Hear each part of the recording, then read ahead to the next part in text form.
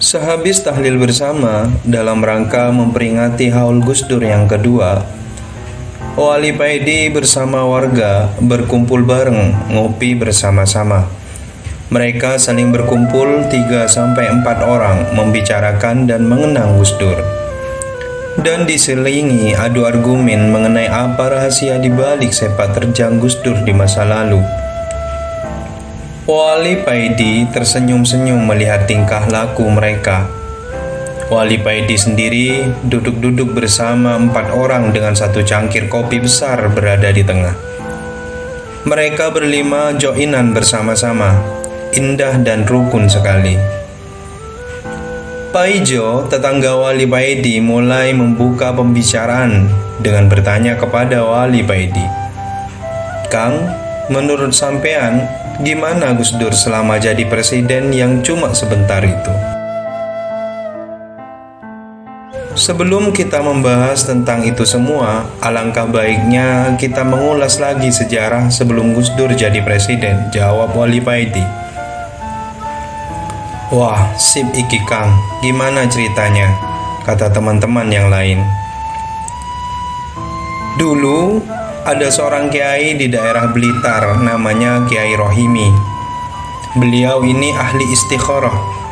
Banyak sekali kiai yang sowan kepada Kiai Rohimi ini guna menanyakan apa makna isyarah yang diterima. Dan Kiai Rohimi ini bisa menafsiri isyarah-isyarah yang ditanyakan kepadanya. Dan semuanya tidak pernah meleset. Hampir 100% mendekati kebenaran. Kehidupan sehari-hari beliau adalah sebagai petani desa yang sangat sederhana. Tiap pagi beliau diantar cucunya pergi ke sawah dengan naik sepeda ontel. Biasanya para tamu yang mau sowan kepadanya menunggunya di depan dalam, menunggu beliau pulang, dan di dalam rumah yang berdinding kayu jati itulah Kiai Rohimi menerima para tamunya. Di dalam rumah Kiai Rohimi ada sebuah kamar khusus yang disediakan untuk Gus Dur kalau berkunjung ke situ dan menginap. Gus Dur sebelum jadi presiden telah banyak menerima isyarah-isyarah dan menanyakan kepada Kiai Rohimi apa makna isyarah-isyarah yang diterima. Jelas Wali Paidi. "Kang, Kiai Rohimi ini tingkatannya lebih tinggi daripada Gus Dur ya. Sampai Gus Dur sendiri minta tolong untuk menafsiri isyarah yang beliau terima," ucap Paijo kepada Wali Paidi.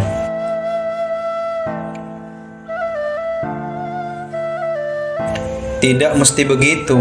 Kamu tahu Ridwan, tetangga kita yang jadi dosen di salah satu universitas terkenal itu?" tanya Wali Paidi. "Iya, saya tahu Kang," jawab Paijo.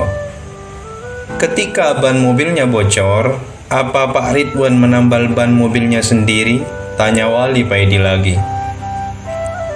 "Tidak Kang, Pak Ridwan jelas gak bisa. Ban itu akan ditambalkan ke tukang tambal ban," jawab Paijo. "Dengan seperti itu, apa tingkatan tukang tambal ban itu lebih tinggi daripada tingkatan Pak Ridwan yang dosen itu?" tanya Wali Paidi sekali lagi. "Ya tentu tidak Kang," jawab Paijo mulai mengerti. Begitulah apa yang terjadi di antara Gus Dur dan Kiai Rohimi ini. Tidak bisa jadi acuan siapa lebih tinggi tingkatannya, jelas Wali Paidi. Wali Paidi menyedot rokok jisamsunya dan nyeruput kopi sedikit lalu melanjutkan ceritanya. "Sampean akan jadi orang nomor 1 di Indonesia, tapi hanya sebentar," ucap Kiai Rohimi kepada Gus Dur, menafsiri isyarah yang diterima Gus Dur.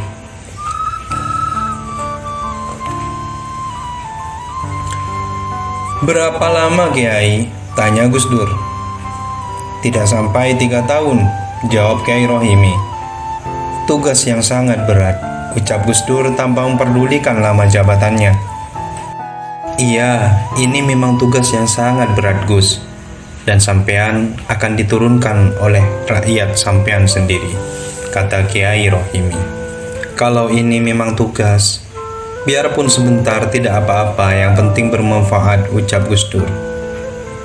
Wali Paidi melanjutkan, Gus Dur menerima dengan lapang dada isyarah yang diterimanya dari Kiai Rohimi. Beliau tidak peduli, walaupun dalam kepemimpinannya kelak, beliau direcoki dan akhirnya diturunkan dengan tidak terhormat. Gus Dur berprinsip, biarlah orang yang memusuhinya asal Allah menyayanginya. Biarlah orang menghinanya asal Allah ridho kepadanya. Beberapa bulan kemudian, ganti para kiai sepuh yang mendapatkan isyarah. Isyarah dari Allah mengenai Gus Dur. Para kiai tidak mau gegabah dengan menafsiri sendiri isyarah yang diterima oleh mereka. Para kiai sepuh sowan ke Kiai Rohimi menanyakan apa arti isyarah yang mereka diterima. Para kiai sepuh sowan ke Kiai Rohimi menanyakan apa arti isyarah yang mereka terima. Memang nama Kiai Rohimi di kalangan para kiai NU sangat dikenal. Karena dalam menafsiri isyarah, Kiai Rohimi ini jagonya. Setelah mendapat arti isyarah dari Kiai Rohimi, para kiai sepuh ini menyampaikannya kepada Gus Dur. Dan Gus Dur dengan penuh takzim menerima mereka dan mengucapkan terima kasih karena memperhatikannya selama ini. Walau Gus Dur sendiri sudah tahu kalau dirinya akan jadi presiden. Bahkan, Gus Dur sudah tahu masa kepemimpinannya yang cuma sebentar itu sebelum para kiai ini mengetahuinya. Pertemuan ini dicium oleh wartawan, dan ramailah berita pertemuan di kala itu. Dan para kiai sepuh ini dijuluki oleh wartawan sebagai poros langit. Disesuaikan dengan kelompok yang mengusung Gus Dur jadi presiden, yaitu poros tengah. Dan kebetulan pemimpin kelompok kiai sepuh ini adalah Kiai Fakih Langitan Tuban. Jadi paslah sebutan bagi mereka, yaitu poros langit. Dan kita semua tahu Gus Dur secara mengejutkan benar-benar jadi presiden. Walaupun Gus Dur dan para kiai sepuh sama sekali tidak terkejut dengan hal itu. Karena para kiai sepuh dan Gus Dur sudah tahu sebelumnya. Awal pemerintahan Gus Dur baik-baik saja. Hubungan Gus Dur dengan Bu Mega tampak mesra. Mereka bergantian mengadakan sarapan pagi bersama. Kadang di istana presiden, kadang di istana wakil presiden. Tapi lama-kelamaan para koruptor dan penggila jabatan mulai khawatir dengan ketegasan Gus Dur dalam memimpin negara ini. Mereka mulai tidak bebas korupsi dan menumpuk kekayaan pribadi karena ketatnya pengawasan Gus Dur di kala waktu itu. Mereka mulai mendanai para mahasiswa untuk mendemo Gus Dur, mengangkat isu-isu yang memojokkan Gus Dur. Mereka para koruptor menunggu momen yang tepat untuk menjatuhkan Gus Dur. Gus Dur memang terkenal dengan gaya ngomongnya yang belak-belakan. Gus Dur berprinsip, padakno pengucapno podo karo karepe atimu. Begitulah ketika Gus Dur dimintai pendapat oleh wartawan tentang Bu Mega yang sering dia majak. Gus Dur dengan enteng menjawab, dia itu bodoh. Jawaban Gus Dur itu didengar oleh Pramono Anung yang ketika itu kalau nggak salah masih menjabat sebagai sekjen PDIP. Dan oleh Pramono ini jawaban Gus Dur itu disampaikan kepada Ibu Mega. Ngambeklah Ibu Mega waktu itu. Bu Mega tidak mau menemui Gus Dur. Ketika sarapan pagi bersama di Istana Wakil Presiden, dan inilah kesempatan yang ditunggu oleh para koruptor dan penggila jabatan. Inilah celah yang bisa menurunkan Gus Dur dari kursi presiden, batin mereka. Dan barulah para kiai sepuh dapat isyarah lagi kalau Gus Dur akan dilengserkan dari kursi presiden. Para kiai sepuh atau kiai poros langit ini sowan lagi kepada Kiai Rohimi, minta pendapat dan minta solusi gimana baiknya dan supaya Gus Dur masih bisa jadi presiden. Kiai Rohimi mengatakan kepada para kiai, Gus Dur akan bisa tetap jadi presiden kalau mau minta maaf kepada Ibu Mega. Walaupun Gus Dur tidak ada niat merendahkan Ibu Mega, ucap Kiai Rohimi. Biarpun Kiai Rohimi sudah tahu kalau jabatan Gus Dur cuma sebentar, tapi Kiai Rohimi tetap memberi peluang kepada para kiai. Kiai Rohimi berkeyakinan bahwa Allah jualah penentu akhir suatu kisah. Isyarah hanyalah perlambang.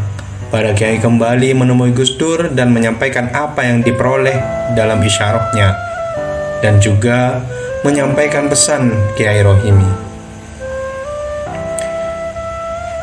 Tapi Gus Dur tidak mau melakukannya. Bukan berarti Gus Dur tidak mau minta maaf karena malu atau gengsi. Tapi apa yang dialami Gus Dur kurang lebih persis seperti apa yang dialami oleh Sayyidina Ali. Ketika dalam peperangan, Sayyidina Ali mau membunuh orang kafir yang sudah terjatuh di atas tanah. Sayyidina Ali tiba-tiba mengurungkan niatnya ketika orang kafir itu meludahinya.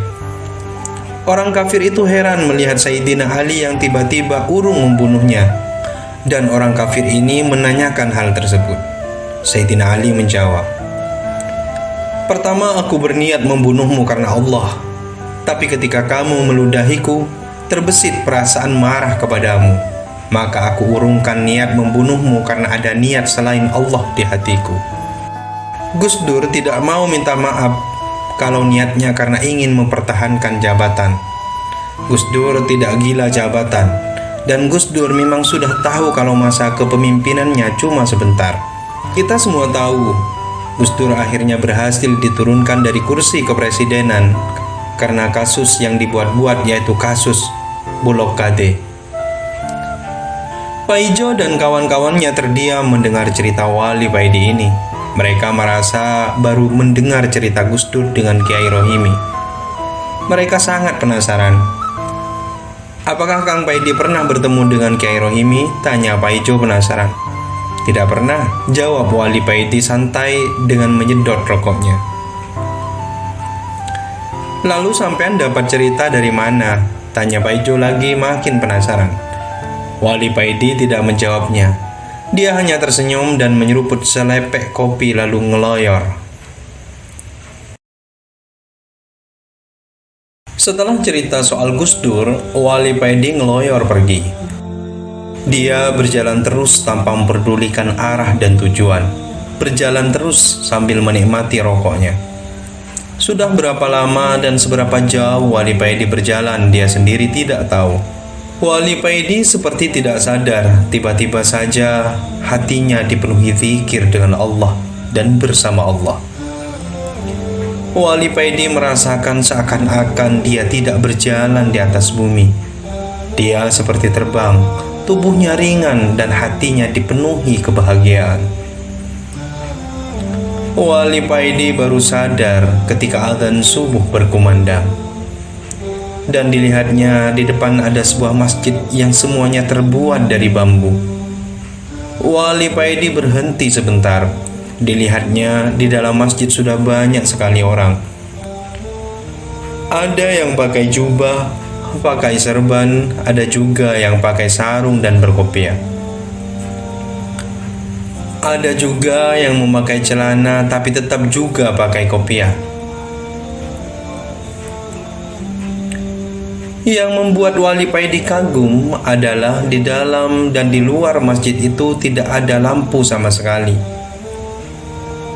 Tapi masjid dan areal sekitarnya tampak terang benderang. Tampak cahaya keluar dari para orang-orang yang berada di dalam masjid. Cahaya mereka inilah yang menerangi seluruh masjid. Tanpa sadar, Wali Paidi memandangi tangannya. Apa dia ikut juga bercahaya? Wali Paidi kaget, ternyata tangannya juga mengeluarkan cahaya. Wali Paidi meneruskan pandangannya, dan ternyata kakinya dan seluruh badannya juga bercahaya. Setelah sadar bahwa dirinya juga bercahaya, Wali Paidi mulai berani memasuki masjid dan ikut sholat berjemaah. Wali Paidi sholat di barisan paling belakang karena hanya di barisan ini ada tempat yang kosong, sedang tempat yang lain sudah penuh. Wali Paidi melihat di sela-sela tubuh para jemaah yang bercahaya seorang imam yang cahayanya sangat terang, sehingga Wali Paidi tidak bisa melihat wajahnya. Tubuhnya dikelilingi cahaya yang sangat terang. Wali Paidi baru sekali ini merasakan sholat yang begitu indah dan syahdu. Suara imam yang begitu merdu dan Wali Paidi seakan-akan diajak berjalan mengelilingi rahasia-rahasia ayat-ayat Allah yang dibaca oleh sang imam sholat. Setelah mengucapkan salam dan selesai sholat, Wali Paidi baru sadar ternyata di sampingnya ini ada orang yang sangat dikenalnya, Mbah Parmin, seorang kusir bendi di kampungnya. Ternyata Mbah Parmin ini tubuhnya juga bercahaya. Sebelum Wali Paidi hilang dari rasa kagetnya, Mbah Parmin sudah berkata kepadanya, "Paidi, tolong kalau nanti di rumah jangan bilang siapa-siapa tentang masalah ini." "Baik, Mbah," jawab Wali Paidi meneruskan zikirnya. Sehabis zikir, baru Wali Paidi mulai ngobrol lagi dengan Mbah Parmin. "Mbah, siapa yang ngimami sholat subuh ini?" tanya Wali Paidi. "Beliau baginda Nabi Muhammad SAW," jawab Mbah Parmin. "Dan di barisan depan itu adalah wali-wali kutub. Dan di barisan berikutnya wali-wali yang derajatnya di bawah wali kutub. Mereka berbaris sesuai tingkatannya, baik yang sudah meninggal maupun yang masih hidup. Semuanya hadir di sini." Mbah Parmin meneruskan penjelasannya. Wali Paidi tersenyum dan Mbah Parmin juga tersenyum karena mereka berdua sadar kalau berada di barisan yang paling belakang. Tidak lama kemudian, acara dilanjutkan dengan bersalam-salaman. Sambil membaca sholawat, Wali Paidi bertemu guru mursyidnya dan wali-wali yang selama ini cuma mendengar tentang ceritanya saja. Wali Paidi begitu bahagia karena bisa bersalaman dengan para wali-wali yang selama ini sangat dicintainya dan dihormatinya. Setelah acara bersalaman selesai, para wali pergi sendiri-sendiri dan tiba-tiba hilang entah kemana. Tinggal Wali Paidi dan Mbah Parmin aja yang berada di dalam masjid. Setelah semua sudah pergi, baru Wali Paidi dan Mbah Parmin keluar dari masjid. "Di manakah ini, Mbah?" tanya Wali Paidi kepada Mbah Parmin. "Di Gunung Pring, Magelang, Jawa Tengah," jawab Mbah Parmin. Wali Paidi menoleh ke belakang, ternyata masjid itu sudah hilang. "Udah aku pergi dulu ya. Assalamualaikum," kata Mbah Parmin dan bersalaman dengan Wali Paidi. Mbah Parmin berjalan di sela-sela pepohonan dan lama-lama kelamaan hilang. Mbah, tunggu sebentar." Wali Paidi memanggil Mbah Parmin, tapi Mbah Parmin sudah hilang di telan keheningan hutan belantara. "Waduh, Mbah, aku sebenarnya mau pinjem duit buat sanggup pulang," Wali Paidi berkata sendiri. "Terpaksa ngendol truk lagi ini, wah. Wali Paidi tersenyum melangkah pergi juga.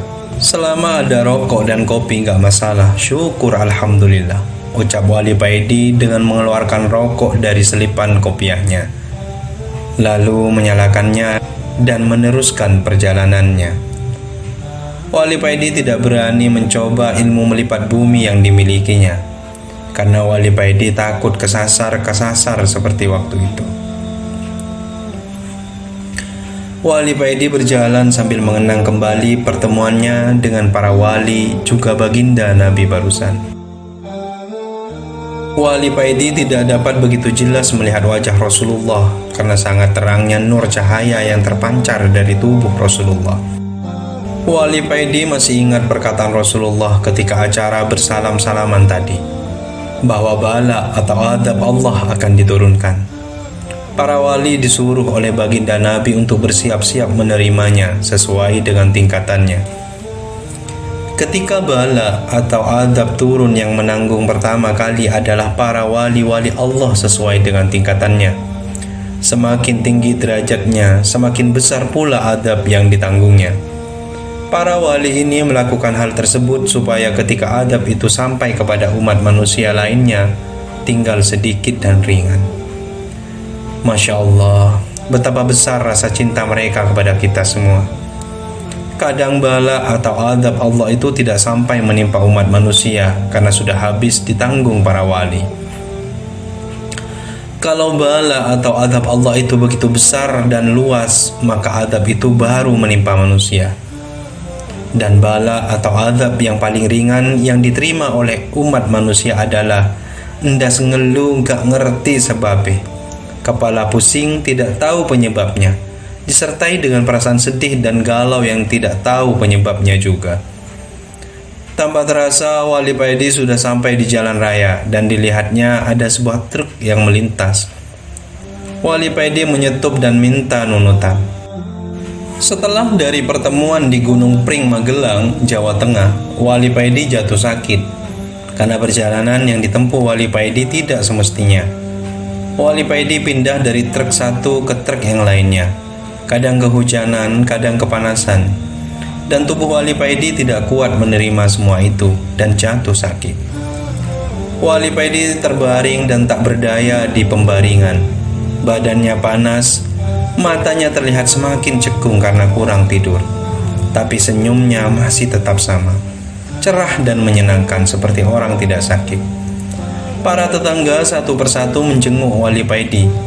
Ada yang membawa buah-buahan, ada yang memberi uang. Sebagian para tetangga berinisiatif mengantarkan Wali Paidi untuk berobat di rumah sakit terdekat. Tapi Wali Paidi menolaknya. Terima kasih, biarlah 2 atau 3 hari akan sembuh sendiri, jawab Wali Paidi. Para tetangga sangat sayang kepada Wali Paidi ini. Bukan karena Wali Paidi ini wali, karena para tetangga tidak tahu kalau Paidi ini seorang wali. Dan bukan juga karena Wali Paidi ini orang kaya, tapi karena Wali Paidi ini orang yang dermawan, suka menolong dan sopan terhadap yang tua dan sayang kepada yang muda. Ketika memasuki hari ketiga, tubuh Wali Paidi demam tinggi. Sehabis sholat Isya yang dilakukan dengan terbaring, tubuh Wali Paidi tidak kuat menahan. Dan Wali Paidi tidak sadar. Dia baru tersadar ketika merasakan ada orang yang menyekat tubuhnya dengan handuk dingin. Orang ini sangat ganteng dan bersih, seorang pemuda yang sangat tampan. "Siapakah Anda?" tanya Wali Paidi.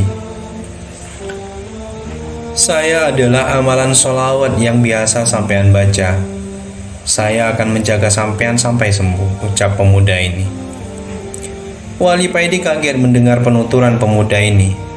"Apakah aku sudah mati?" tanya Wali Paidi. Dengan tersenyum pemuda ini menjawab, "Belum." Wali Paidi tertegun dan terdiam. Tidak lama kemudian ada yang mengetuk pintu kamar Wali Paidi. "Assalamualaikum," ucap tamu tersebut. "Waalaikumsalam," jawab Wali Paidi dan pemuda ini berbarengan. Pemuda ini membungkukkan badannya dan berbisik kepada Wali Paidi. "Kang, tamu yang datang ini adalah malaikat," bisik pemuda. "Apakah malaikat Israel?" tanya Wali Paidi. "Hehehehe, bukan, tapi malaikat rahmat," jawab pemuda. "Kalau begitu, bukakan pintu kamarnya, Mat." "Gak apa-apa kan kalau kamu aku panggil Somad," ujar Wali Paidi. "Iya, nggak apa-apa, Kang," jawab Somad dengan membuka pintu kamar. Tampaklah yang masuk seorang pemuda yang juga tampan dengan membawa baskom. "Siapakah Anda?" tanya Wali Paidi. "Saya malaikat rahmat," jawabnya. "Kopikah yang kau bawa di baskom itu?" tanya Wali Paidi. "Hahaha, Kang.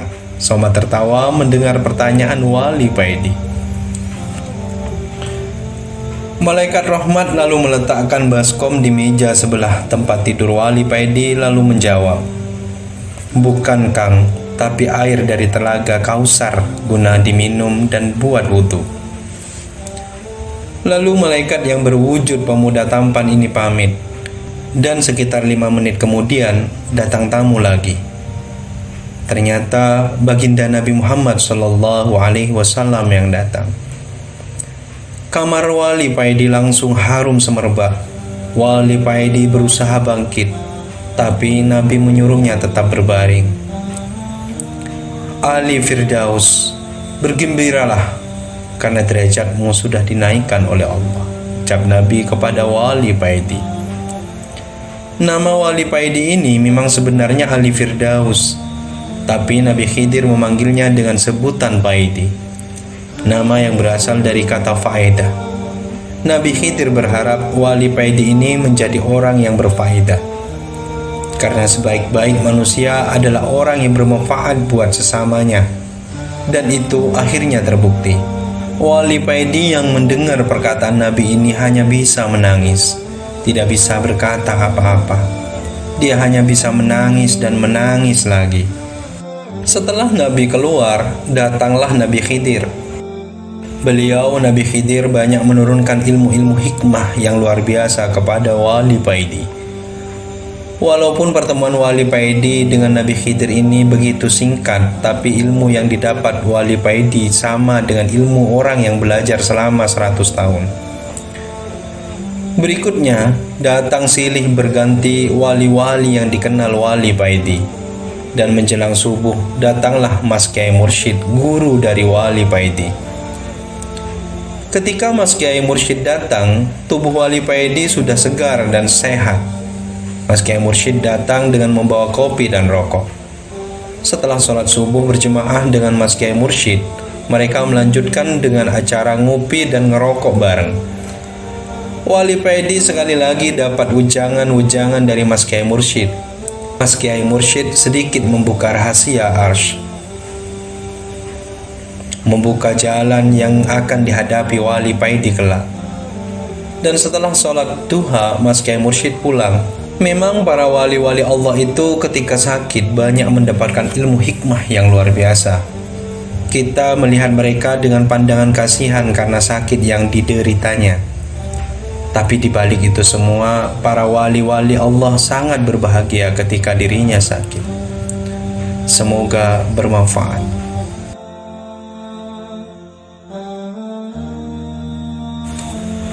Wali Paidi duduk dengan tenang. Diambilnya secangkir kopi yang berada di sampingnya. Dengan perlahan dia melanjutkan menghisap rokok mathna wa thulatha wa ruba. Angin semilir menerpa wajahnya. Wali Paidi sedang berada di atas menara Masjid Kudus, masjidnya Sunan Kudus. Setelah rokoknya habis, Wali Paidi membasahi mulutnya lagi dengan kopi seperti orang berkumur. Wali Paidi mulai tawasulan. Ketika Fatihah pertama dibaca, angin dengan sangat perlahan mulai berhenti. Wali Paidi mulai membaca wirid-wirid khusus amalan thariqah yang dianutnya. Suasana jadi hening, seakan bumi dan seluruh hawanya berhenti. Sifat diri Wali Paidi mulai hilang, berganti sifat mulia guru mursyidnya. Dan dengan perlahan sifat gurunya juga mulai hilang, berganti sifat ilahiyah. Di sini Wali Paidi merasakan ketenangan yang begitu luar biasa. Seakan Wali Paidi berada di dalam lautan yang begitu luas. Sir Wali Paidi keluar dari tubuh Wali Paidi, melayang-layang ke angkasa. Wali Paidi bisa melihat tubuhnya yang sedang duduk di atas menara. Sir Wali Paidi terus melayang mengitari kota Kudus. Dan mulai terdengarlah sebuah tangisan yang begitu menyayat hati. Sir Wali Paidi mengikuti dari mana asal suara itu. Sir Wali Paidi turun mendekati keranjang sampah. Ternyata dari situlah suara tangisan itu. Sir Wali Paidi semakin mendekat. Dilihatnya yang menangis itu adalah sebuah kulit semangka. "Mengapa kamu menangis?" tanya Sir Wali Paidi. Aku sedih ketika aku tumbuh besar dan terasa manis, aku diambil oleh petani dan dijualnya. Begitu senang bisa membahagiakan para petani. Tapi ketika mau dimakan, aku ditinggalkan dan dibuang. Hanya isinya yang dimakan. Aku merasa tidak ada manfaatnya. Jawab kulit semangka dan menangis lagi. Jangan bersedih, aku akan kembali lagi ke sini, kata Sir Wali Paidi. Dengan secepat kilat, Sir Wali Paidi kembali ke tubuhnya. Sehabis mengambil rokoknya, Wali Paidi turun dari menara dan pergi ke tempat kulit semangka yang dilihatnya tadi. Wali Paidi masih ingat betul bahwa keranjang sampah itu berada di halaman sebuah masjid yang berada di tengah kota Kudus. Setelah sampai, Wali Paidi langsung menuju keranjang sampah itu dan mulai mengais-ngais sampah. Orang-orang yang lagi tadarusan di dalam masjid heran melihat tingkah Wali Paidi, dan Wali Paidi tersenyum dengan sumringah ketika menemukan kulit semangka yang dicarinya, dan begitu lahapnya Wali Paidi memakannya. Orang-orang yang melihat Wali Paidi menjadi maklum.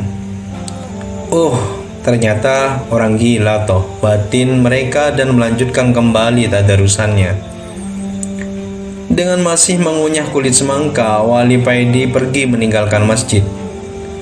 Mungkin beginilah yang dialami oleh Imam Al-Ghazali, yang pada waktu itu terkenal dengan tarikatnya dengan doyan memakan kulit semangka yang dicarinya di keranjang-keranjang sampah. Batin Wali Paidi. Semoga bermanfaat. Dan hati-hatilah kalau kalian melihat orang yang terlihat gila yang suka makan dari sisa-sisa makanan di keranjang sampah, apalagi yang dimakan adalah kulit semangka. Malam ini hati Wali Paidi sedang galau entah kenapa.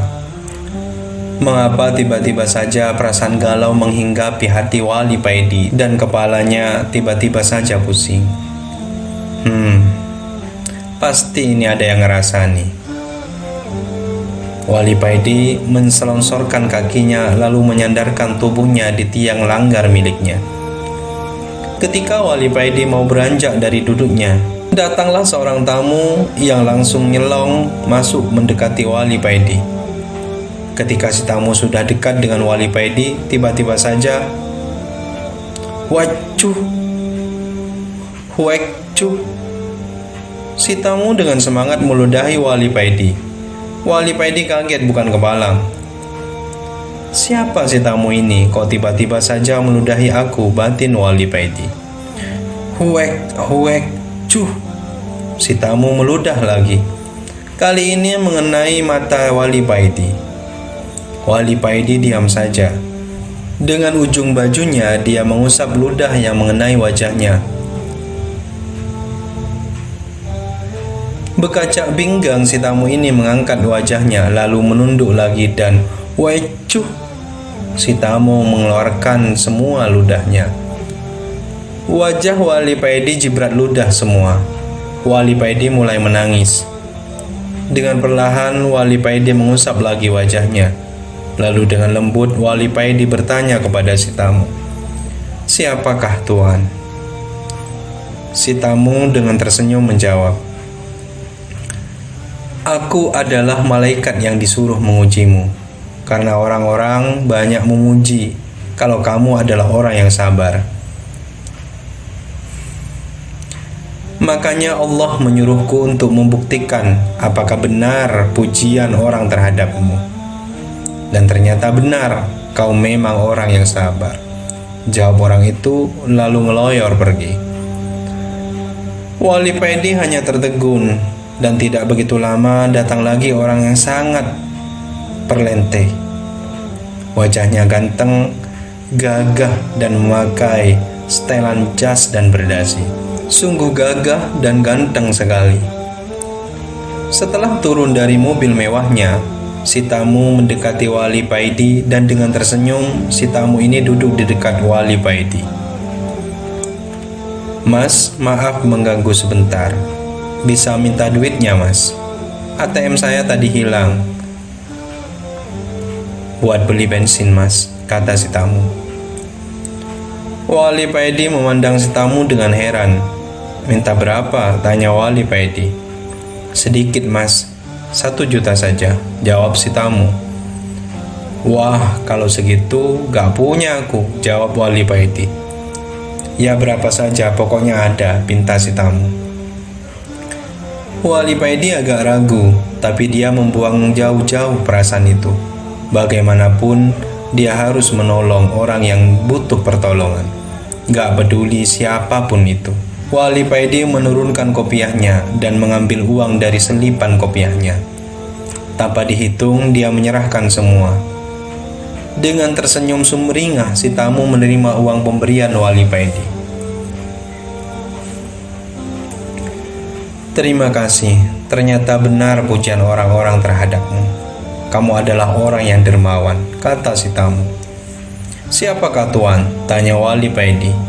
"Aku adalah malaikat yang disuruh mengujimu," jawab si tamu lalu ngeloyor pergi seperti tamu yang pertama. Wali Paedi menunduk. Dia sadar sekarang mengapa hatinya jadi galau dan kepalanya jadi pusing. Ternyata banyak orang yang ngerasani dengan memuji-muji dirinya. Dia tahu bahwa Allah lah yang pantas dipuji. Allah lah yang maha penyabar. Allah lah yang maha dermawan. Allah cemburu dan mengutus malaikat mengujiku, karena banyak yang memuji aku sebagai orang yang sabar dan orang yang dermawan. "Assalamualaikum." Wali Paedi tersadar dari tafakurnya setelah mendengar suara orang yang mengucapkan salam kepadanya. "Waalaikumsalam," jawab Wali Paedi. Berdiri di depan Wali Paedi wanita yang sangat cantik, memakai celana ketat dengan atasan baju longgar lengan panjang putih, dan memakai kerudung ala kadarnya, tampak rambutnya yang berkilau kemerahan. "Kenalkan, nama saya Mulan Jamaila," ucap wanita ini dengan genit sambil menyodorkan tangannya. Wali Paedi terdiam dan membatin. Ujian apa lagi ini? Diuji apa lagi diriku ini?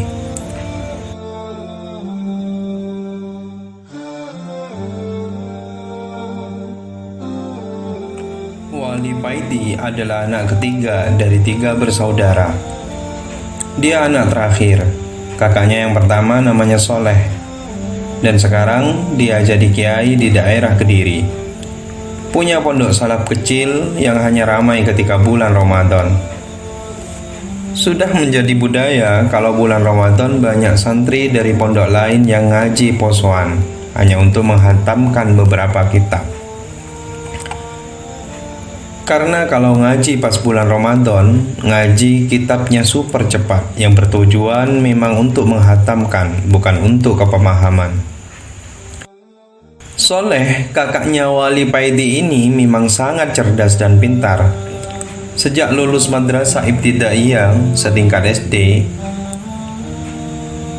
dia sudah mundok. Dia selalu dapat ranking di kelasnya.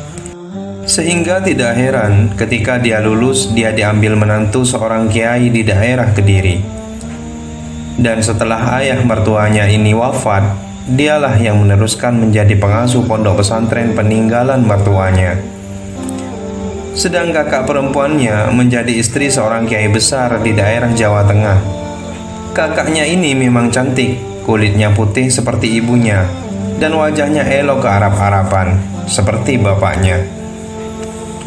Kakak perempuannya ini sering dan berkali-kali ketika pulang meminta orang tuanya untuk tinggal dengannya, pindah ke Jawa Tengah. Dan kemauan kakaknya ini sangat didukung oleh keluarga suaminya. Kebetulan keluarga suami kakaknya ini kaya raya. Bukan karena pondoknya yang besar, tapi keluarga suami kakaknya ini mempunyai kebun teh yang berhektar-hektar luasnya.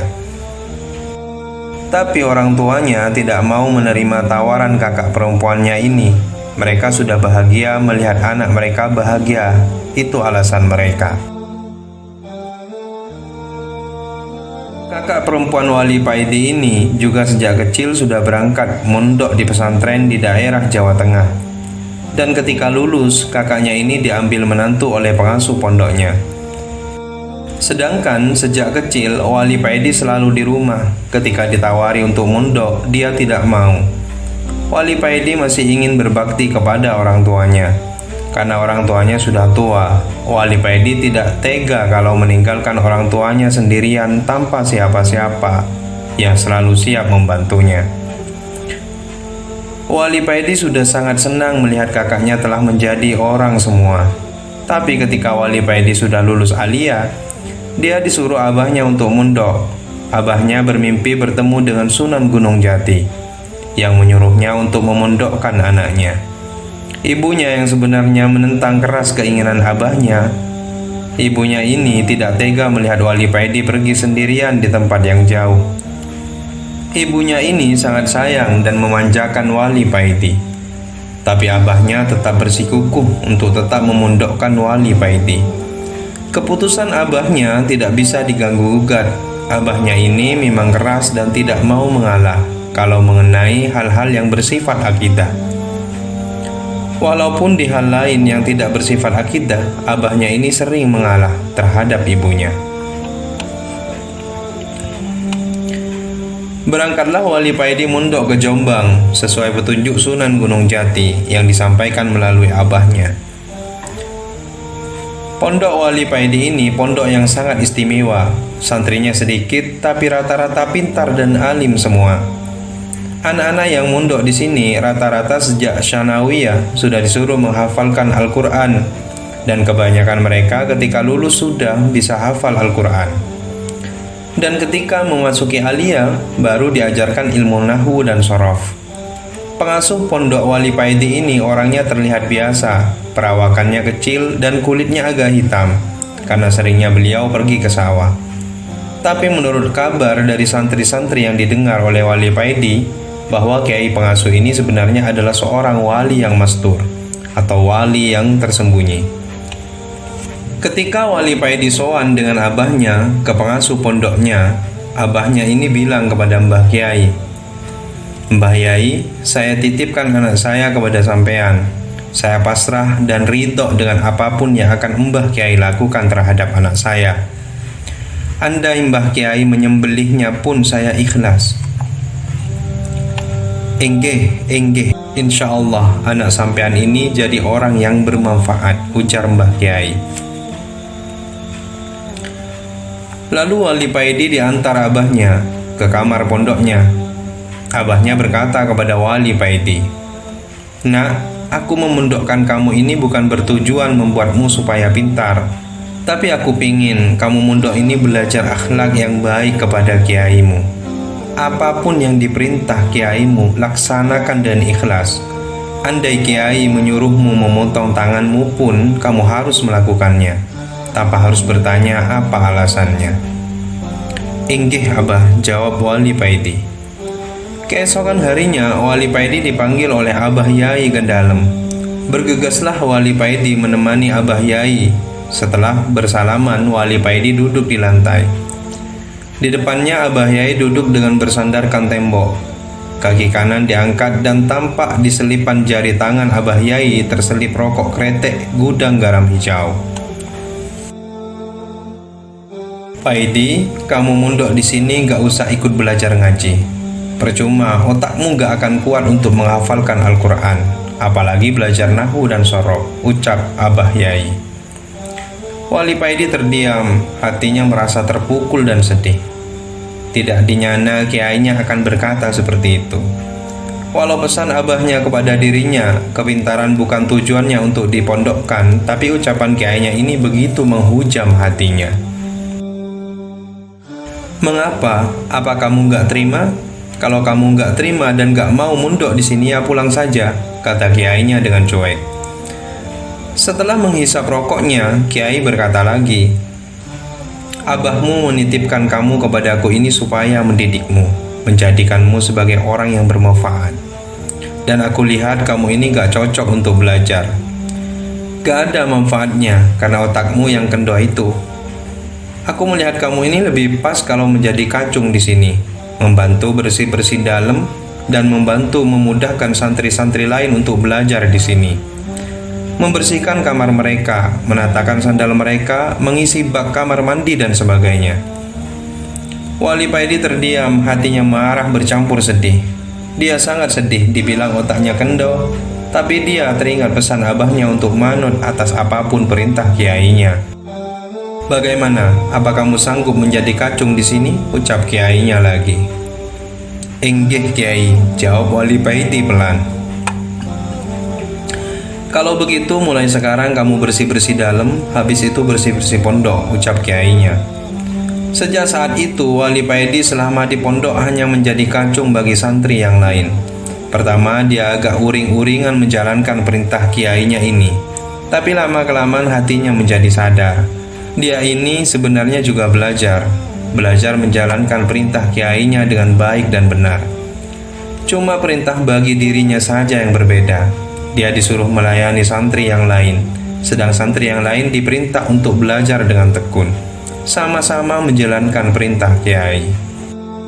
Di suatu malam sehabis maghrib, Wali Paidi duduk termenung di depan kamarnya. Dia melihat para santri ada yang menghafalkan Al-Quran dan sebagainya.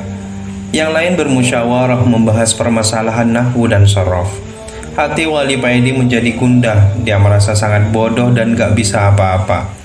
Apalagi kemarin kakaknya berkunjung kepadanya dan mengetes kemampuannya dalam hal pengetahuan agama. Dan dia tidak bisa sama sekali untuk menjawab pertanyaan kakaknya itu. Dilihatnya para santri punya kemahiran di bidang masing-masing, sedang dia hanya bisa menyapu dan menata sandal mereka. Dalam kegundahannya itu, Wali Paidi tertidur dengan posisi terduduk di depan kamarnya. Wali Paidi bermimpi. Dalam mimpinya tersebut, dia seakan terbangun dari tidurnya dan masih dalam keadaan duduk di depan kamarnya. Dilihatnya kamar-kamar santri yang lain pada bersinar terang. Cahaya-cahaya yang keluar dari kamar-kamar itu berasal dari lampu Petromax yang dibawa para santri.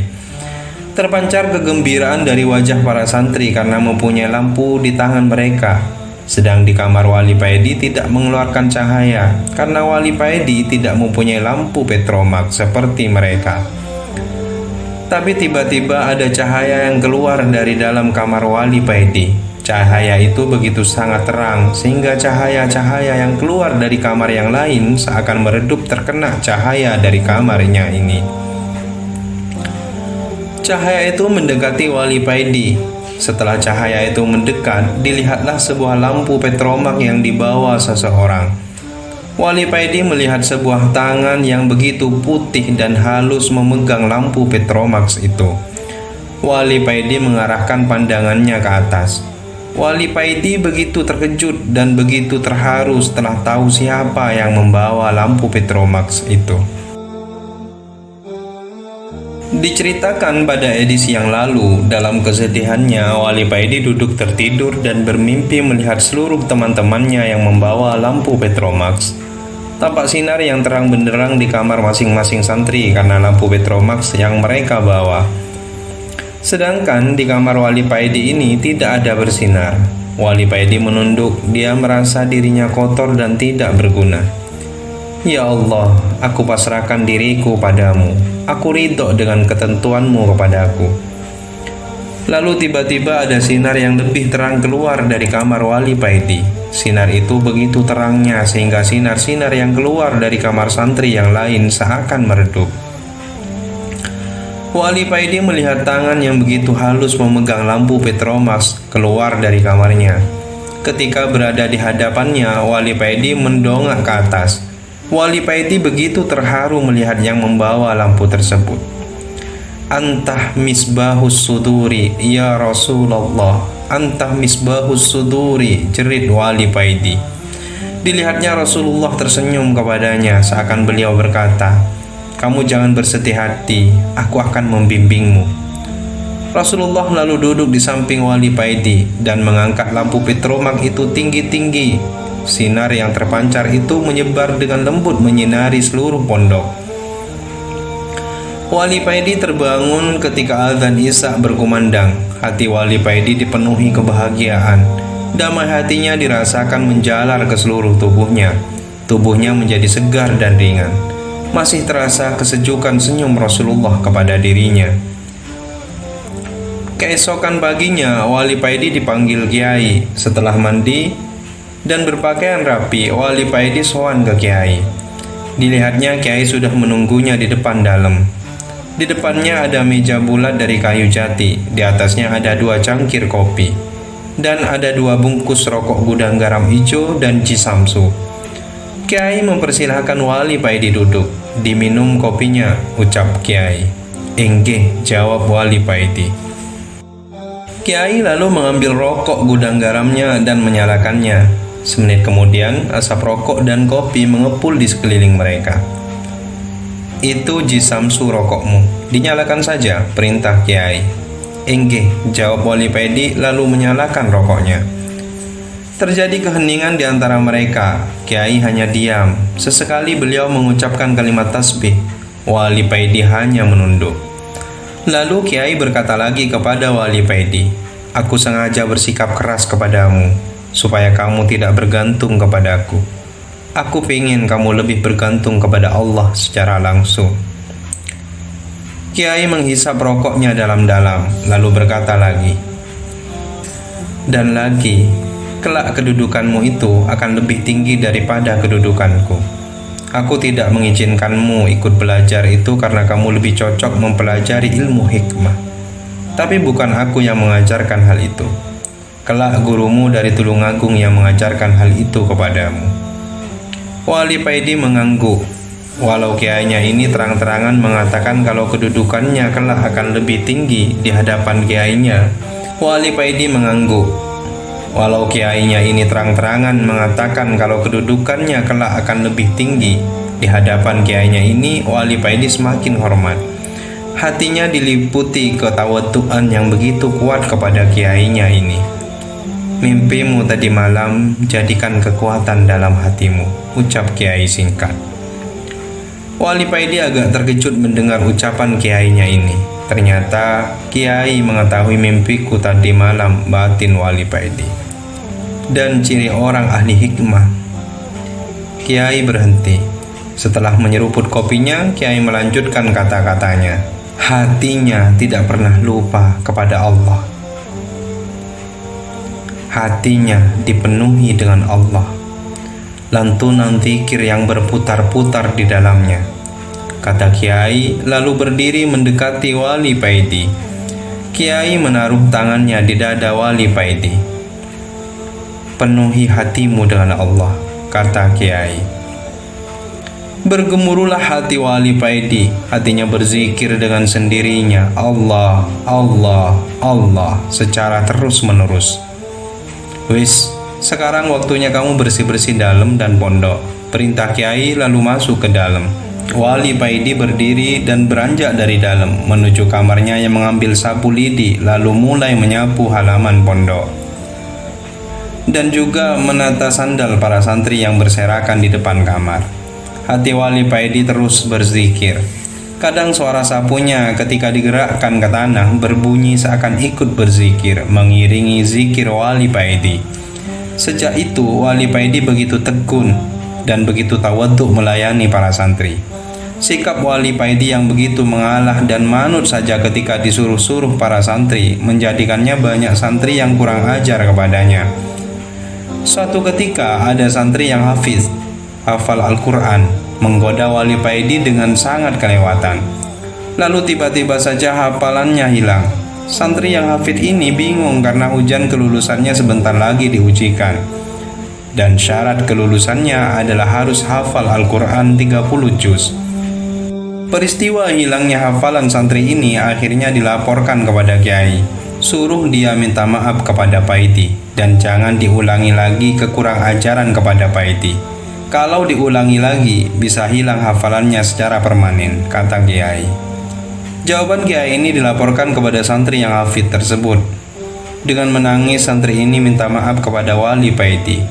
Wali Paidi kaget ketika ada santri yang menangis kepadanya dan minta dimaafkan kesalahannya. Wali Paidi dengan hormat berkata, "Salah nopo Gus, mboten wonten sing salah."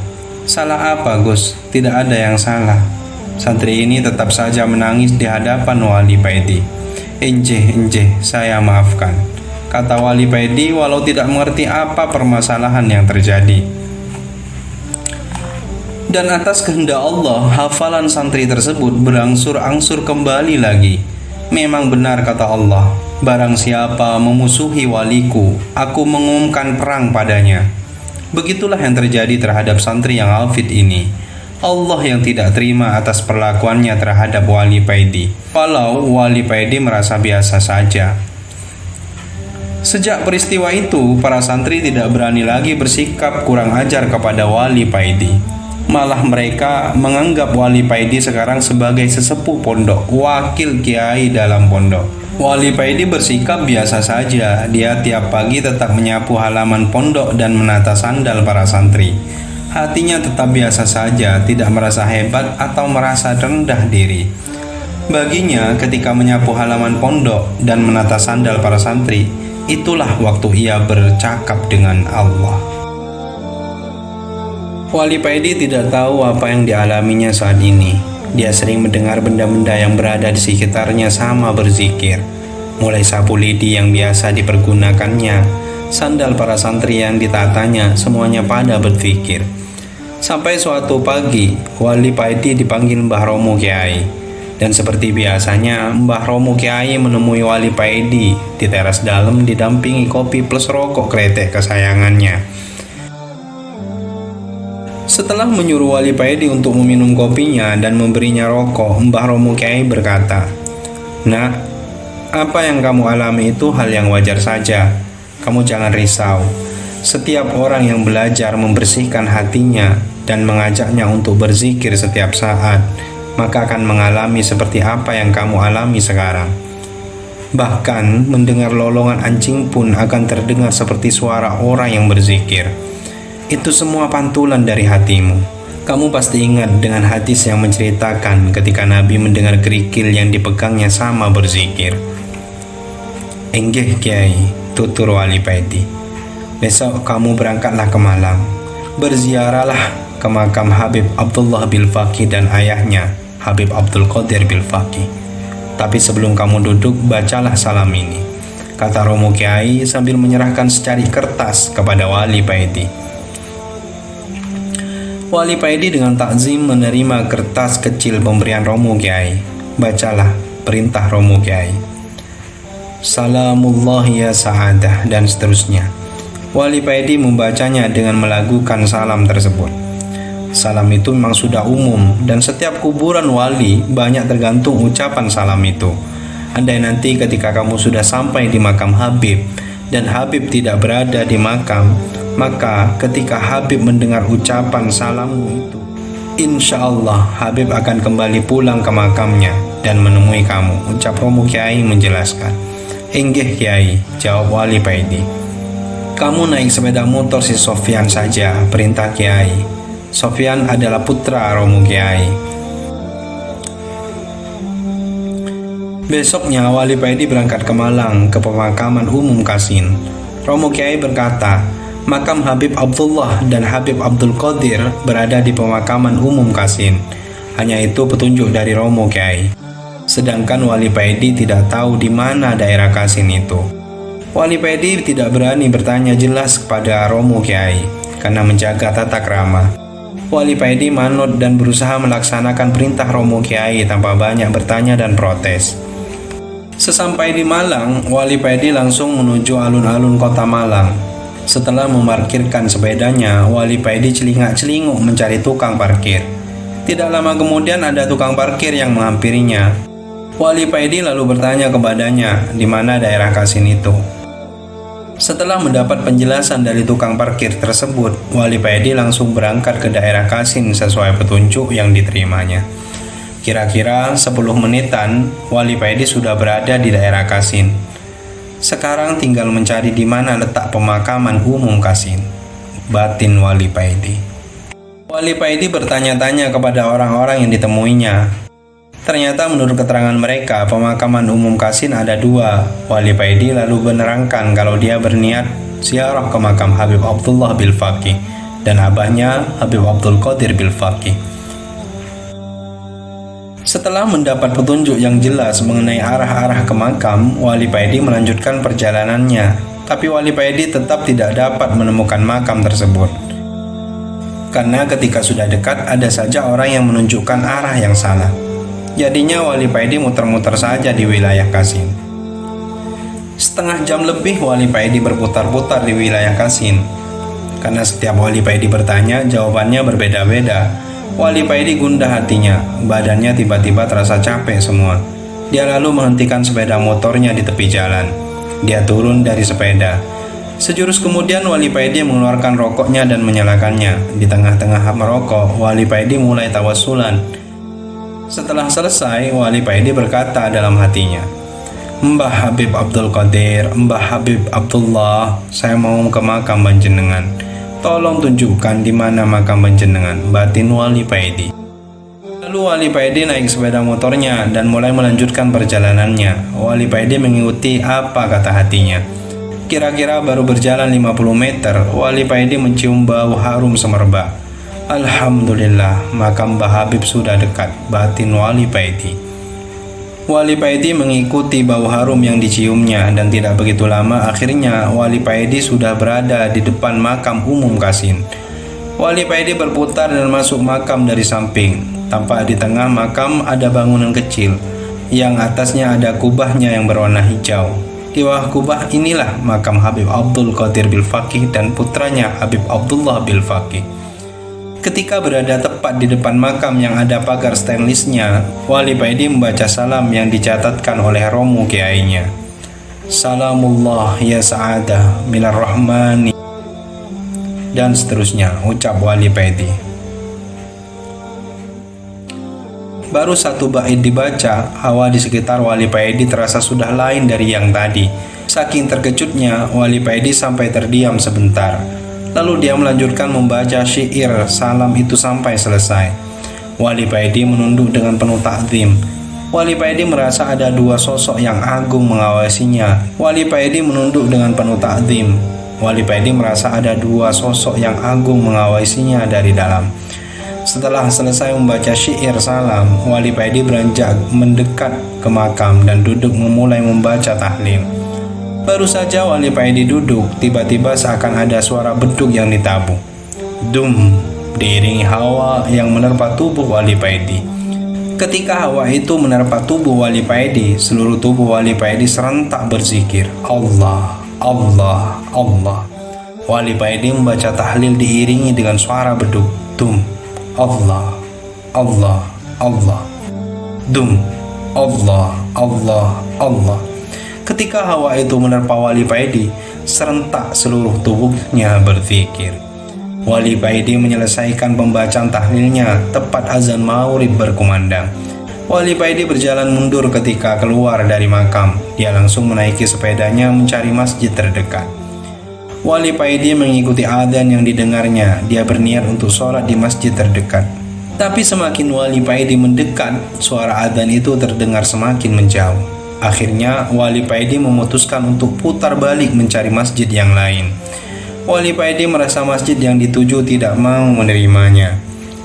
Wali Paedi menyusuri jalan ke arah alun-alun kota Malang. Dia berjalan pelan, bersiap kalau ada masjid yang dilaluinya dia akan berhenti. Ketika Wali Paedi berada di depan rumah makam Kairo, resto menu Timur Tengah, hatinya yang menyuruhnya untuk belok ke kiri. Setelah berjalan 20 meteran, Wali Paedi melihat ada masjid di sebelah kiri jalan. Masjid tersebut posisinya agak masuk ke dalam. Wali Paedi memasukkan sepedanya dan parkir di halaman masjid. Terlihat sebagian jemaah sudah keluar dari masjid karena sholat maghrib sudah selesai dilaksanakan. Wali Paedi melangkah masuk mencari kamar kecil. Lalu keluarlah orang yang kulitnya agak hitam dan berambut agak gondrong dari dalam masjid. Orang tersebut seakan menyambut Wali Paedi. Mungkin orang ini tukang becak. Melihat dari sarungnya yang linting dan baju kokonya yang putih lusuh dan mangkak, batin Wali Paedi. Tapi betapa kagetnya Wali Paedi ketika dia bertanya kepada orang tersebut di mana letak kamar kecil. Wali Paedi melihat dengan jelas orang tersebut ketika menunjukkan arah ke kamar kecil. Ternyata yang dikiranya tukang becak ini adalah seorang Habib. Dilihat dari sorot mata dan wajahnya. Wali Paidi ke kamar kecil dengan perasaan tidak tenang. Dia merasa berdosa karena mengira Habib tersebut sebagai tukang beca. Wali Paidi berniat sehabis dari kamar kecil akan meminta maaf kepadanya. Tapi ketika Wali Paidi selesai berwudu dan mau masuk ke masjid, Habib yang dimaksud sudah tidak ada. Wali Paidi mencarinya di parkiran, tidak ada, dan mencarinya di dalam masjid juga tidak ada. Wali Paidi merasa menyesal karena gampang menyangka buruk kepada orang lain, gampang menilai seseorang dari tampilan luarnya. Wali Paidi tidak tenang ketika melaksanakan sholat maghrib. Dia meminta kepada Allah di dalam sholatnya untuk dipertemukan dengan Habib tersebut. Ketika Wali Paidi mengakhiri sholatnya dengan mengucapkan salam, dan ketika mengucapkan salam yang kedua dengan menoleh ke kiri, dilihatnya Habib yang dicarinya sudah berdiri di samping kirinya. Wali Paidi berniat mendekat mau mencium tangannya, tapi Habib muda tersebut langsung lari keluar dari masjid menuju jalan raya terus hilang entah kemana. Subhanallah, ternyata di kota Malang hiruk pikuk ini masih ada kekasih Allah yang berseliweran. Seharusnya aku tadi minta kepada Allah tidak hanya bertemu tapi juga minta bisa diberi kesempatan untuk mencium tangannya, batin Wali Paidi. Setelah berzikir sebentar, datanglah seorang pemuda pengurus masjid mendekatinya sambil memberi secangkir teh jahe kepadanya. Dan Wali Paidi melihat banyak habib-habib sepuh mulai berdatangan memasuki masjid. Rupanya, sehabis maghrib di masjid ini diadakan rutinan membaca Ratibul Haddad. Wali Paidi berniat untuk keluar karena dia merasa tidak pantas mengikuti acara tersebut. Melihat yang datang semuanya berjubah, sedangkan dirinya bercelana jeans dan berkaos oblong hitam dengan gambar Gus Dur yang tertawa. Ketika Wali Paidi berdiri, dia mendengar suara tanpa wujud yang berkata kepadanya, "Kamu mau pergi kemana? Apakah kamu tidak malu menolak undangan Nabi Muhammad SAW?" Wali Paidi duduk kembali, mengurungkan niatnya untuk keluar masjid. Dia mengikuti pembacaan Ratibul Haddad itu sampai selesai. Wali Paidi merasa malu sekali kepada habib-habib sepuh yang hadir di majelis, terutama kepada Nabi Muhammad SAW yang mengundangnya. Sehabis sholat maghrib, Wali Paidi langsung menuju jalan Soekarno-Hatta. Sehabis melewati jembatan-jembatan, Wali Paidi belok ke kiri. Setelah berjalan kira-kira 1 kilo, Wali Paidi melihat Habib yang dicarinya. Habib yang dikiranya tukang beca. Wali Paidi melihat Habib tersebut memasuki sebuah toko distro. Wali Paidi mengarahkan sepedanya ke kanan. Tertampang tulisan di depan toko, MORKL, Outlet. Wali Paidi celingak-celinguk di depan toko, mencari Habib yang lari ke situ. Mungkin aku salah lihat. Kok nggak ada di sini, batin Wali Paidi. Tak lama kemudian, keluar pemuda jangkung dengan perawakan agak kurus menghampiri Wali Paidi. "Kang, katanya mundok, kok keluyuran sampai ke sini?" kata pemuda. Wah, Mak Sakti toh. "Kok bisa di sini, Mas?" kata Wali Paidi kaget. Ternyata Wali Paidi mengenal pemuda jangkung ini. Dialah Mas Sakti yang Wali Paidi sudah dianggap sebagai kakak tuanya.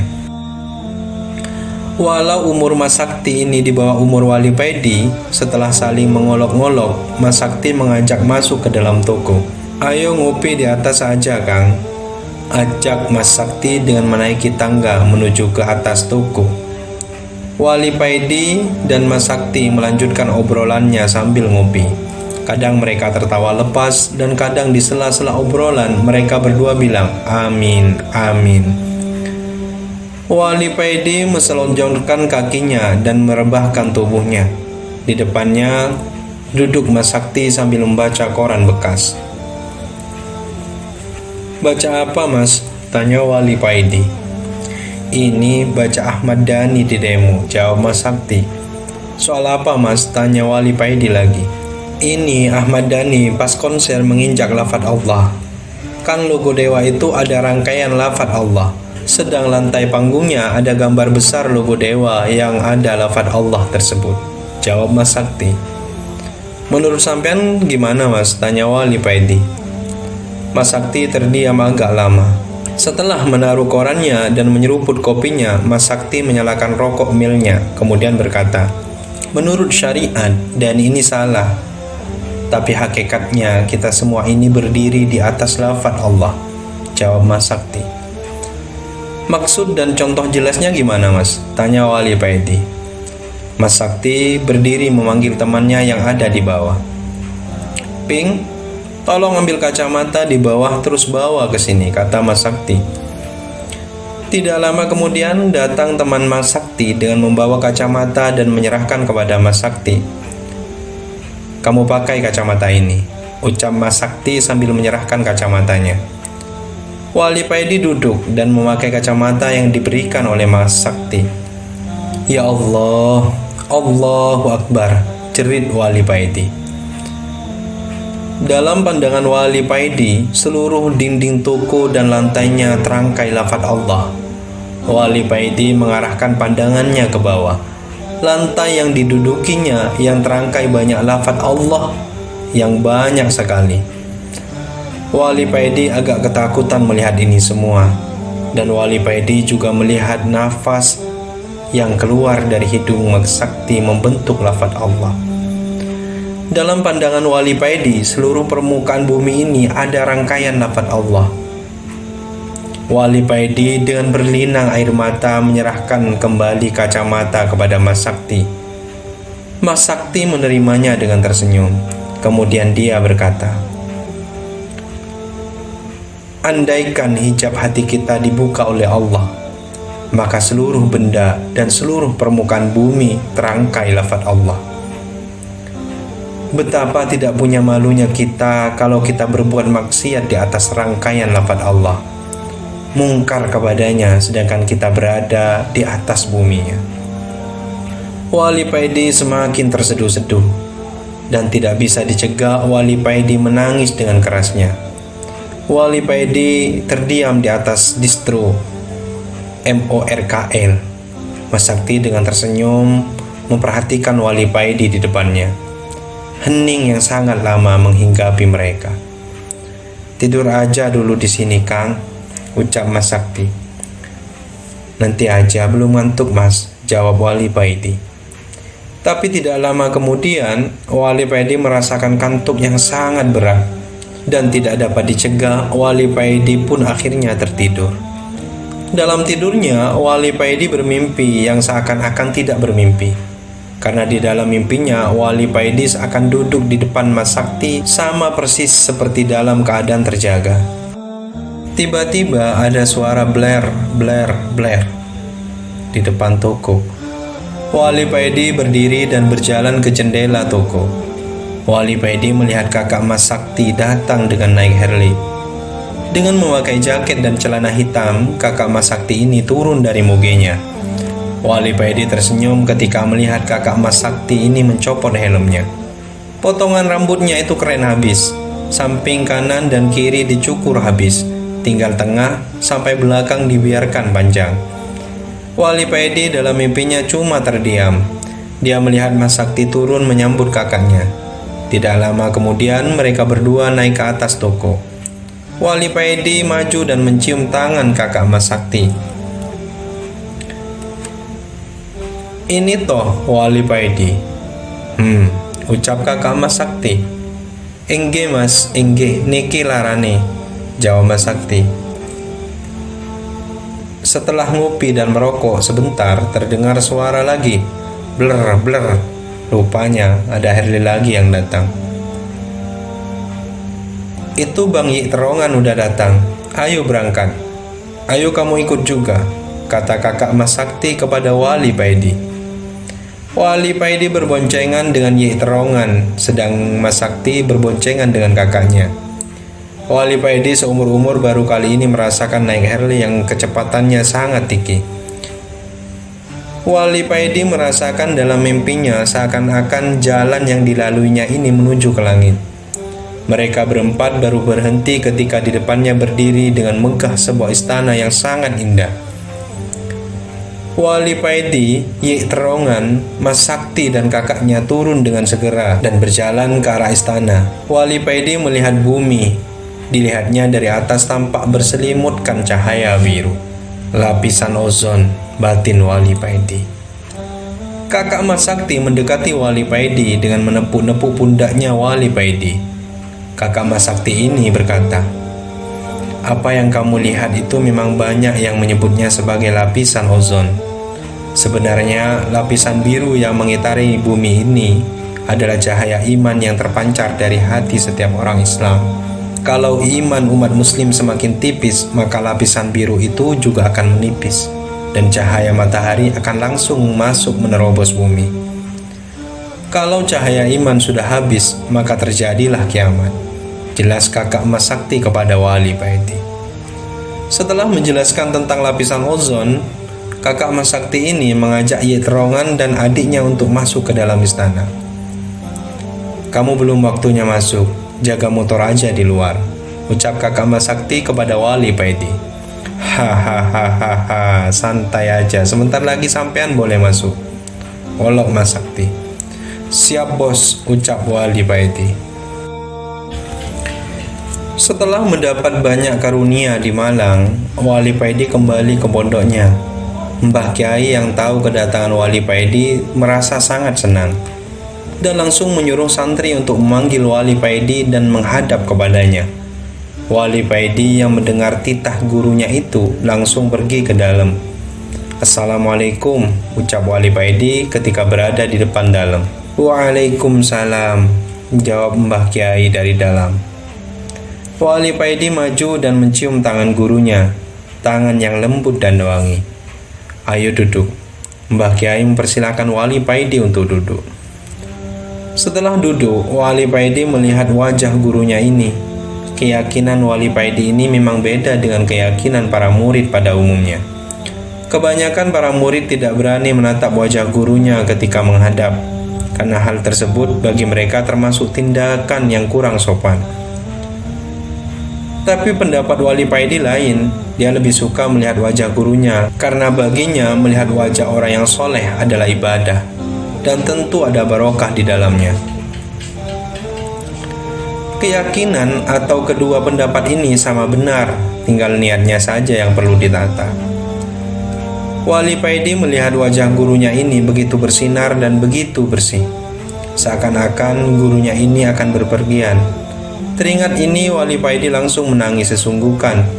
Mbah Kiai yang melihat Wali Paidi menangis hanya tersenyum saja.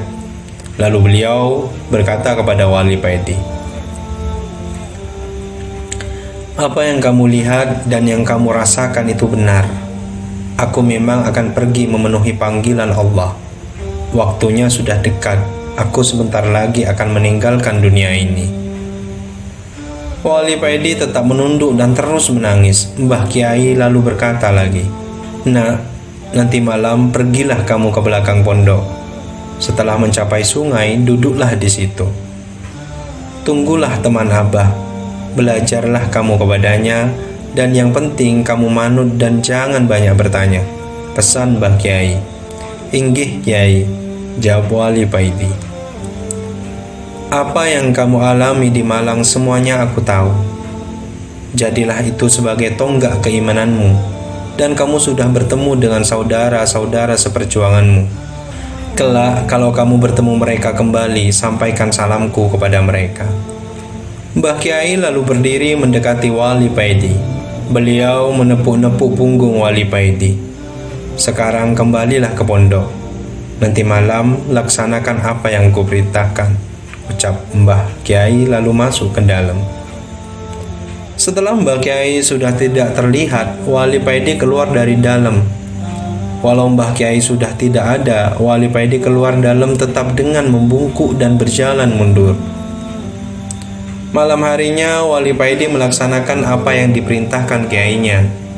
Dia berjalan menyusuri jalan setapak di belakang pondok.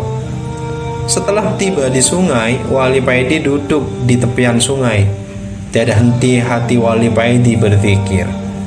Wali Paidi merasakan semenjak dari Malang, hati Wali Paidi ini berzikir dengan sendirinya. Tidak lama kemudian, datanglah sosok yang seumuran dengan Mbah Kiai mendekati Wali Paidi. Melihat pancaran sinar, wajah orang ini sama persis dengan pancaran wajah Mbah Kiai. "Aku teman gurumu. Aku adalah Khidir," dan mulai saat ini aku akan mengajarimu. Ucap Khidir langsung ke pokoknya. Inggih, ucap Wali Paidi. Ayo ikut aku, ucap Nabi Khidir lalu berjalan pergi. Wali Paidi mengikuti dari belakang. Wali Paidi tidak banyak bertanya sesuai perintah gurunya. Dia hanya manut saja, pasrah bongkohan. Nabi Khidir baru berhenti ketika di depannya ada gazebo, rumah bambu dengan atap ilalang yang begitu indah. Gazebo ini terlihat kokoh dan futuristik. Di depannya ada taman kecil dan di sekitar gazebo terbentang hamparan rumput hijau yang asri. Tempat ini adalah villa mahal di daerah pegunungan. Masuklah, tempat wudhu dan kamar mandinya ada di belakang, ucap Nabi Khidir. Dan tidak lama kemudian azan subuh berkumandang. Wali Paidi pergi ke belakang untuk mandi, berwudhu, kemudian sholat jemaah dengan Nabi Khidir. Setelah sholat, Wali Paidi duduk di teras gazebo. Di depannya duduk dengan berwibawa Nabiullah Khidir alaihissalam. Aku akan mengajarimu ilmu syariat dan ilmu hakikat. Aku akan memanjangkan waktu buatmu. 1 hari di dunia sama dengan 1 tahun kamu bersamaku, kata Nabi Khidir. Sejak itu, Wali Paidi belajar kepada Nabi Khidir tentang berbagai ilmu, mulai sorof, nahwu, fikih, balaghah, mantik, dan lain-lain. Khusus ilmu tauhid, Nabi Khidir mengajarnya 2 hari, Rabu dan Kamis. Sedang ilmu hakikat diajarkan di sela-sela pelajaran. Pelajaran ilmu syariat untuk ilmu ini tidak terjadwal, mengalir begitu saja. Tidak terasa 10 tahun sudah Wali Paidi belajar kepada Nabi Khidir. Wali Paidi sekarang sudah menguasai berbagai macam ilmu dan sangat mahir. Sekarang sudah saatnya kamu kembali. Ingat pesanku ini. Ilmumu tidak dapat kau pamer-pamerkan. Apa yang aku ajarkan beda dengan apa yang kamu terima di pondok. Ilmu yang aku ajarkan kepadamu hanya akan keluar ketika dibutuhkan. Ilmu itu aku taruh di hatimu, kata Nabi Khidir kepada Wali Paidi sehabis sholat Isya berjamaah. Inggih, jawab Wali Paidi. Nanti kamu jangan kaget karena waktu yang kamu habiskan di sini selama 10 tahun sama dengan 10 hari ketika kamu di pondok, ucap Nabi Khidir. Hari itu juga Nabi Khidir mengantarkan Wali Paidi ke tempat pertama kali mereka bertemu. Setelah menyampaikan pesan-pesan, Nabi Khidir pergi meninggalkan Wali Paidi, masuk pondok tempat adzan subuh berkumandang. Sejak saat itu, Wali Paidi seakan mempunyai ilmu laduni. Para santri mengira seperti itu karena Wali Paidi hanya pergi 10 hari, tapi setelah kembali ilmunya menjadi begitu luar biasa. Padahal ilmu yang didapat oleh Paidi ini diperoleh dengan rajin belajar selama 10 tahun. Tidak lama kemudian, Mbah Kiai memang benar-benar pergi meninggalkan dunia ini menghadap Sang Ilahi. Berita tentang kematian Mbah Kiai tidak begitu menggemparkan, karena Mbah Kiai bukan kiai terkenal. Prosesi pemakaman biasa saja, hanya para santri dan tetangga sekitar. Tapi ada yang unik ketika prosesi pemakaman dilakukan. Ada puluhan orang tak dikenal berdiri mengitari makam. Ada yang berjubah dan bersorban, ada yang berjas dan berdasi. Ada juga yang berpenampilan seperti gelandangan. Setelah prosesi pemakaman selesai, ada sosok yang sangat akrab menghampiri Wali Paidi, sosok Nabiullah Khidir. Mereka yang hadir tidak dikenal orang di sini, adalah teman Mbah Kiaimu.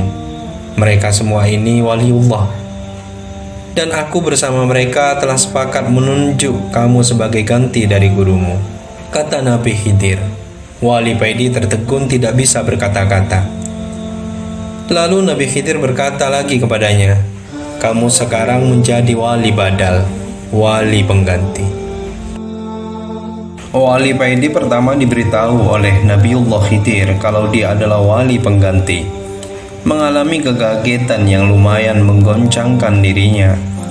Sejak pengangkatan itu, dirinya sering sakit. Setiap bulan, minim 2 kali Wali Paidi sakit. Kadang tiba-tiba kepalanya pusing dan tubuhnya gres-ges. Ros-ros tulang serasa mau copot, dan setiap diobati, penyakit itu tetap saja menghampiri dirinya. Seakan obat-obatan tidak mempan melawan penyakitnya. Akibatnya, Wali Paidi sering tidak hadir di acara-acara yang biasa ia hadiri. Seperti ngopi bareng, remian, maleman, melekan, sampai bolo-bolo meledeknya. Seperti orang kere yang manja. Hehehehehe. Wali Paidi juga nggak ngerti dengan keadaan tubuhnya yang tidak seperti biasanya ini. Sampai akhirnya Nabi Khidir menemui dirinya lagi. Nabi Khidir datang dengan bentuk seperti salesman, sales produk air mineral. Nabi Khidir menjelaskan kepada Wali Paidi, setiap wali menanggung bala atau menjadi timing setiap bala yang diturunkan oleh Allah kepada umatnya. Setelah menaruh barang dagangannya, Nabi Khidir menjelaskan lagi, bala yang turun ditanggung oleh para wali sesuai tingkatan masing-masing wali. Semakin tinggi derajat wali, semakin berat juga bala yang ditanggungnya.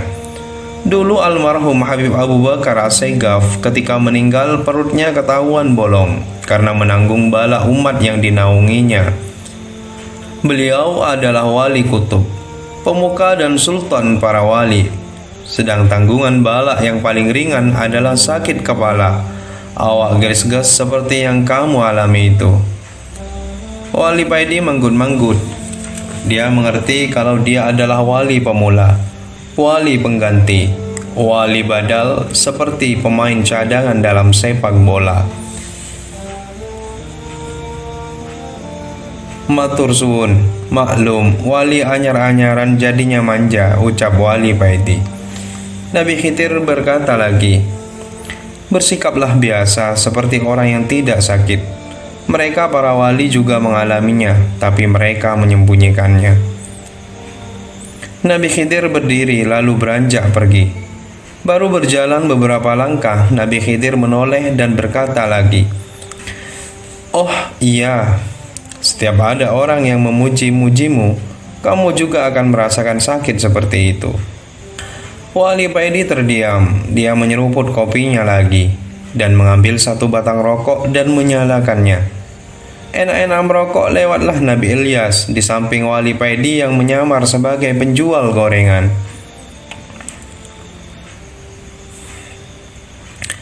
Memang enak jadi wali.